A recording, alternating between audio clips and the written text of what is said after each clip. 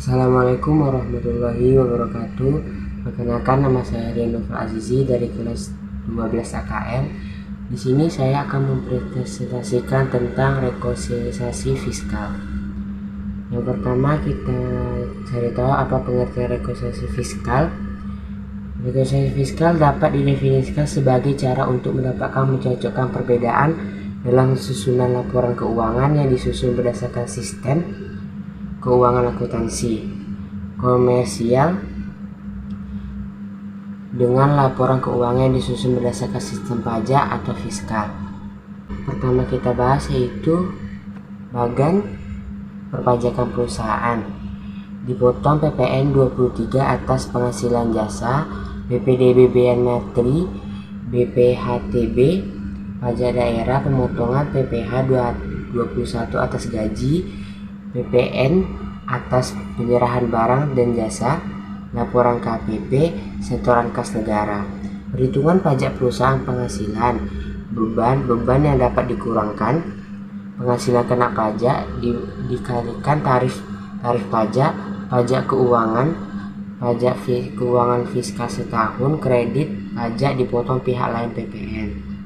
Yang selanjutnya kita bahas yaitu hakikat rekonsiliasi, yaitu pelaksanaan pembukuan berdasarkan kebijakan akuntansi perusahaan berbeda dari ketentuan perpajakan. Perbedaan timbul terkait pengakuan perbedaan dan perbedaan dilaporkan laba rugi atau perbedaan konsep penghasilan. Penyesuaian yang diperlukan untuk memperhitungkan penghasilan kena pajak dari laba akuntansi yang telah dilaporkan perusahaan. Itu teknik rekonsiliasi. Rekonsiliasi dilakukan dengan membuat laporan laba rugi fiskal, laporan laba rugi akuntansi. Laporan akuntansi disesuaikan dengan koreksinya untuk mendapatkan nilai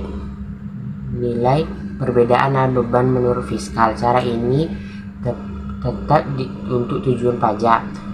Koreksi dilakukan dengan menambahkan atau mengurangkan nilai koreksi dari laba sebelum pajak. Teknik koreksi ini disajikan dalam catatan atas laporan keuangan. Dunia praktik teknik rekonsiliasi dapat melebihi banyak digunakan untuk tujuan pengisian SPT, namun penyajian dalam catatan atas laporan keuangan menggunakan teknik koreksi positif dan negatif atas laba.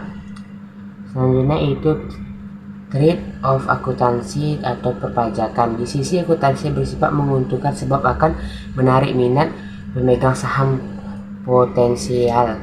Perusahaan terbuka akan memprioritaskan kepentingan ini. Tingginya laba. Di sisi perpajakan bersifat tidak menguntungkan sebab mengingatkan beban pajak yang harus dibayar. Latar belakang perbedaan. Akuntansi dan pajak ditetapkan oleh otoritas perbedaan dengan tujuan berbeda. Perbedaan antara akuntansi dan perpajakan tidak hanya terjadi di Indonesia namun juga di negara lain. Penelitian pajak terkait book tax gap dibagi menjadi 3, yaitu apa penyebab BGT, apa akibat terjadi BGT, presentasi laba, presentasi retur, nilai informasi, dan BGT. Apa BGT dapat dianggap sebagai alat untuk melakukan earning management. Selanjutnya kita bahas itu rangka perbedaan. Di atas ini dibagi menjadi 4, yaitu PSAK, akuntansi, undang-undang pajak, undang-undang dan pajak, perbedaan, permanen, temporer, penelitian, box step, executive tax rate, dan pajak tanggungan aktivitas uang, perbedaan pendapatan. Macam-macam perbedaan itu dibagi menjadi 2, yaitu berdasarkan sifat dan berdasarkan jangka waktu. Berdasarkan sifat dibagi menjadi 2, yaitu positif meningkat penghasilan kena pajak atau PKP, negatif bersifat mengurangi PKP, dan berdasarkan jangka waktu dibagi juga menjadi 2, yaitu temporer menggunakan akibat perbedaan waktu pengakuan namun akan berujung pada hasil akhir serupa. Yang kedua yaitu permanen, merupakan perbedaan ini tidak akan terserupakan seiring waktu. Selanjutnya kita bahas yaitu langkah penyesuaian perbedaan. Di sini telah dijelaskan apa itu langkah penyesuaian perbedaan, yaitu adalah laba rugi, selanjutnya ditambah dengan penghasilan yang belum diakui, selanjutnya dikurangi penghasilan yang bukan objek pajak, ditambahkan biaya non deductible, dikurangi biaya deductible yang belum dibebankan, dikurangi penghasilan yang dikenakan PPh atau final, ditambah biaya menjadi 3M penghasilan final.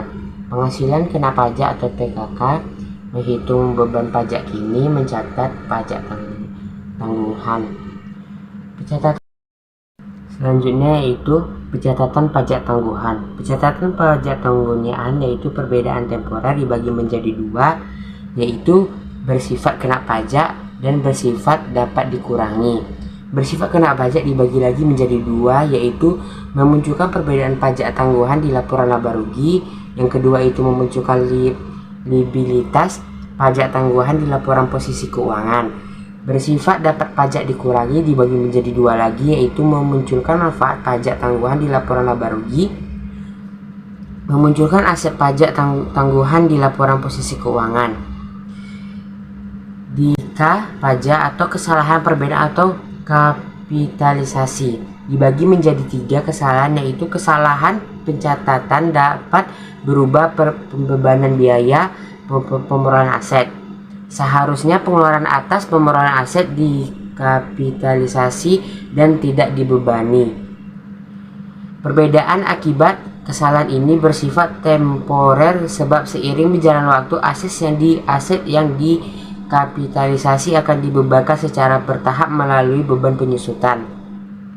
Selanjutnya itu laporan keuangan dan laporan fiskal. Laporan keuangan dan laporan fiskal itu laporan keuangan yaitu dipergunakan sebagai acuan pembuatan laporan fiskal setelah dilakukan rekonsiliasi atau koreksi. Laporan fiskal disampaikan sebagai catatan dalam laporan keuangan sekaligus menjadi dasar pengungkapan komponen tertentu. Selanjutnya kita bahas yaitu rincian item rekonsiliasi penghasilan bukan objek pajak. Pasal 4 ayat 3 UU PPh. Yang A yaitu bantuan atau sumbangan keagamaan bersifat wajib. Yang B itu hibah diterima keluarga, badan keagamaan, pendidikan sosial. Yang C itu warisan. Yang D itu harta sebagai pengganti pernyataan modal. Yang E itu natura. Yang F itu klaim asuransi WP atau OP. Yang G itu dividen dari laba ditahan atas kepemilikan 25%. Yang H itu iuran diterima dana pensiun. Yang I itu penghasilan investasi oleh dana pensiun. Yang J bagian laba diterima anggota persekutuan. Yang K itu di bagian laba diterima perusahaan modal Vertura. Yang L itu beasiswa. Yang M itu sisa lebih diterima dana pendidikan atau litbang nirlaba yang ditanamkan kembali. Yang N itu bantuan dibayarnya BPJS. No deductible expense pasal 9 ayat 1 UU PPh. Yang H itu bagian laba. Yang B itu bagian untuk kepentingan pribadi. Yang C itu pembentukan dana cadangan kecuali usaha tertentu. Yang D itu premi asuransi dibayar WP atau OP. Yang itu natura kecuali akibat tuntutan kerja atau makan bagi semua karyawan. Yang F itu jumlah melebihi kewajaran atas hubungan istimewa. Yang G itu harta yang dihibahkan, bantuan atau sumbangan selain yang dikecualikan. Yang H pajak penghasilan. Yang I gaji anggota persekutuan.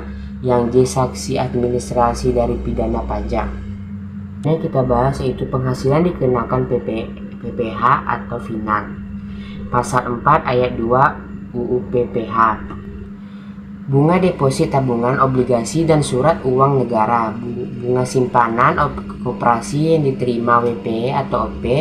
Hadiah undian, penghasilan dari transaksi saham, sekuritas dan pernyataan modal lainnya. Penghasilan pengalihan tanah dan atau bangunan. Penghasilan usaha jasa konstruksi dan real estate. Penghasilan sewa tanah dan atau bangunan, penghasilan tertentu lainnya diatur PP. Baiklah, itu saja yang bisa saya sampaikan. Lebih kurang saya mohon maaf. Wabillahi taufiq hidayah. Assalamualaikum warahmatullahi wabarakatuh. Bye.